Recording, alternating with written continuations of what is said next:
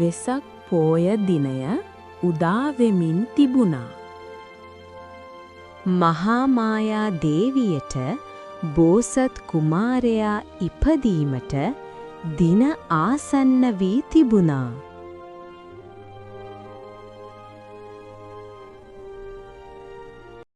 රජතුමනි, මා දෙමාපියන් දැක ගැනීම සඳහා දෙව්දහ නුවරට යාමට අවසර පතනවා. යහපති දේවිය, මා හෙට උදෑසනම ඊට කටයුතු සූදානම් කරන්නම්. ඒ කාලයේ සිරිත් පරිදි කුමාරයා ඉපදීමට පෙර මහා මායා දේවිය ඇයගේ මව්පියන් දැකීමට පිටත්වීමට තීරණය කළා. මහා මායා දේවිය ඇතුළු පිරිස දෙව්දහ නුවර බලා ගමන් ඇරඹුවා. මහා මායා දේවියට වැඩි දුරක් යාමට ලැබුණේ නෑ. මහා මායා දේවියට මහන්සියක් දැනුණා. මහා මායා දේවිය හරීම ලස්සන සල්ගස් වලින් පිරුණු සල් වනයක් දුටුවා. ලුම්බිනි සල් උයන සල් මල් වලින් පිරීලා හරීම ලස්සනයි. මහා මායා දේවිය ලුම්බිනි සල් උයනේ විඩා නිවීමට තීරණය කළා. ලුම්බිනි සල් උයන පුරා ඇවිදිමින් සිටි මහා මායා දේවියට යම් අපහසුයක් දැනුණා. මහා මායා දේවිය සල් මලින් පිරී තිබූ සල් අත්තක් අල්ලගත්තා. මහා මායා දේවිය සමග පැමිණි සේවිකාවන් සල්ගස් වටා රෙදි වලින් ආවරණය කළා.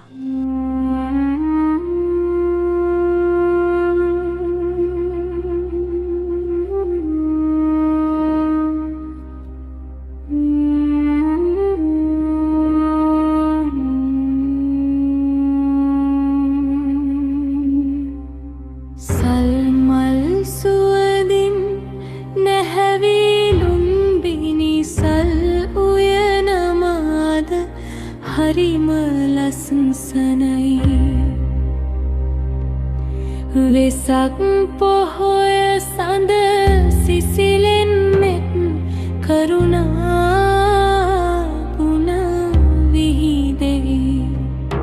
සතරවරම් දෙව් රජවරු මල්වරු සා වැසිවස්සයි. පින්වත් බෝසත් කුමරෙක් අසිරිමත් උපතක් සිදුවේ. වෙසක් පොහොය දිනයේ සිදුහත් කුමරාගේ අසිරිමත් උපත සිදු වුණා. පින්වන්ත කුමාරයා ඉපදුණු සැනින් අපූරු සිදුවීමක් වුණා. සිදුහත් කුමාරයා පියවර 7ක් ඉදිරියට ගමන් කළා. පින්වන්ත කුමාරයා තැබූ සෑම පියවරකදීම කුමාරයාගේ පාදපතුලට යටින් නෙළුම් මලක් පිපුණා. නෙළුම් මල් 7ක් ඉදිරියට පියවර තැබූ සිදුහත් කුමාරයා දකුණු අත ඔසවා දබරෑඟිල්ල ඉහළට ඔසවා පද පේලි 4ක් ප්‍රකාශ කළා. මම ලොවට අග්‍ර වෙමි.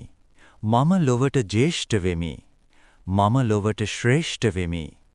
මේ මාගේ අවසන් නිපදීමයි. නැවත ඉපදීමක් නැත.